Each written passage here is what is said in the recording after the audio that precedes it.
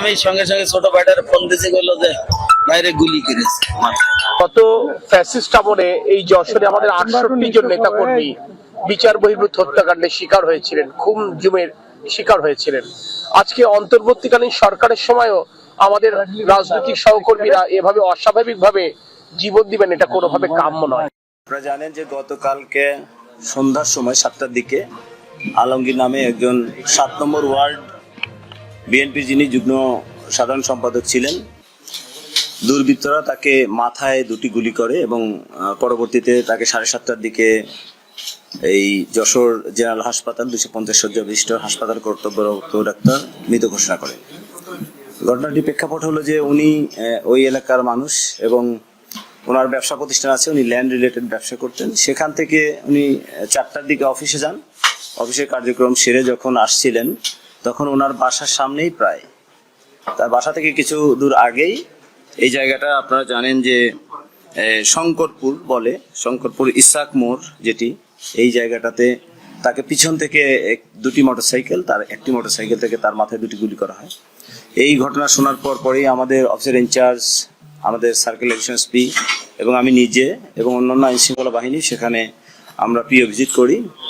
তাদের আত্মীয় স্বজন থেকে শুরু করে আমরা বিভিন্নভাবে বিভিন্ন পক্ষে এবং সোসাইটিতে কথা বলে বিভিন্ন ধরনের তথ্য আসতে থাকে আমাদের কাছে। সেই তথ্য প্রেক্ষাপটে আমরা কয়েকজন সন্দেহভাজনকে আমরা জিজ্ঞাসাবাদের জন্য তাদেরকে আমরা আমাদের কাছে নিয়ে আসি। পরবর্তীতে আজকে যখন মামলা হয়েছে, আপনারা জানেন যে আজকে সকালে 11টার দিকে মামলা হয়েছে। সেই মামলাতে তাই বাদী হয়েছেন এই যিনি ভিকটিম আলমগীর, তার মিসেস, তার মিসেস বাদী হয়ে 2 জনকে এজাহার নামে আসামি করেছে এবং কয়েকজনকে অজ্ঞাতনামা আসামি করেছে। 1 নম্বর যিনি আসামি হয়েছেন, আপনারা জানেন যে এই আলমগীর যিনি ভিকটিম, তার একমাত্র মেয়ের জামাই, যার নাম পরশ। এবং 2 নম্বর আসামি তারা করেছেন আরেকজন যিনি সাগর, অতীতে যিনি ওই এলাকার একজন চরমপন্থী নেতা ছিলেন, তার সঙ্গে থাকতেন, তার বডিগার্ড হিসেবে কাজ করতেন।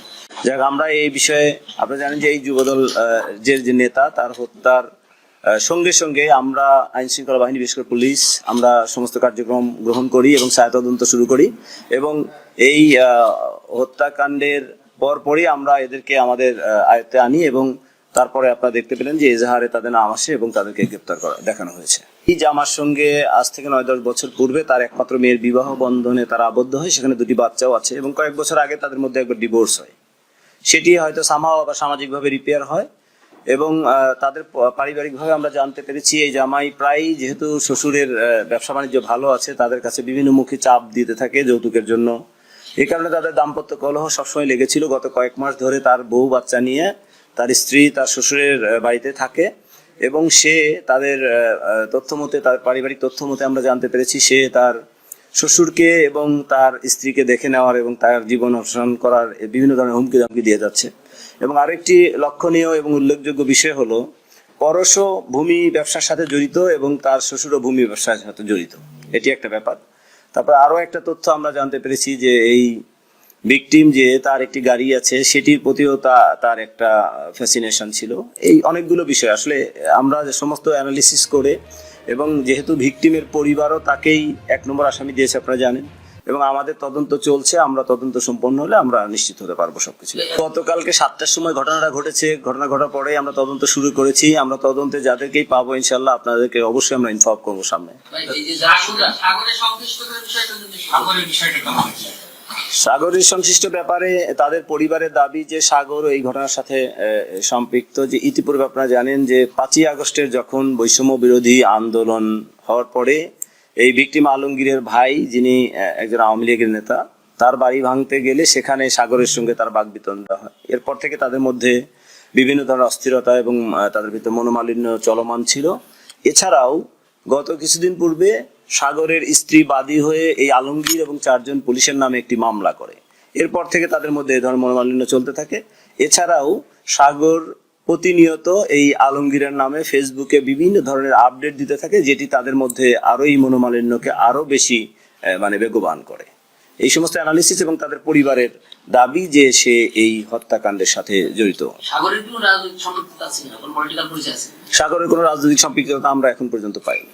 স্যার দুটো মোটরসাইকেলে 4 জন ছিল, যারা শুটার আমরা এটা জানি। এখন এই স্পটে কি এই 2 জন ছিল ঘটনাস্থলে?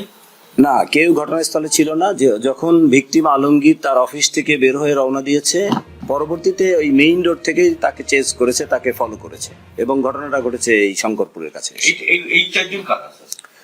আসলে এই 4 জন কারা এটা আমরা এখনো আইডেন্টিফাই করতে পারিনি। আমরা ভিডিও ফুটেজ সংগ্রহ করেছি, সেগুলো অ্যানালিসিস করছি, আমরা সিআইডির হেল্প নিব। আমরা তখন হয়তো আস্তে আস্তে এই মোটরসাইকেলের নাম্বার পেলে আমরা সবকিছু ইনশাআল্লাহ ক্লিয়ার হয়ে যাবে। তার মানে এই 2 জন হচ্ছে নেপথ্যে রয়েছে, ঘটনাস্থলে ছিল না, স্পটে ছিল না। এক্স্যাক্টলি। আচ্ছা, বিষয় যেহেতু আমরা জানছি যে আপনারা আসামি আটক করছেন, তাদেরকে জিজ্ঞাসাবাদে করেছেন, এই বিষয়ে তাদের কাছে কোনো প্রাথমিক কোনো তথ্য পাইছেন কিনা?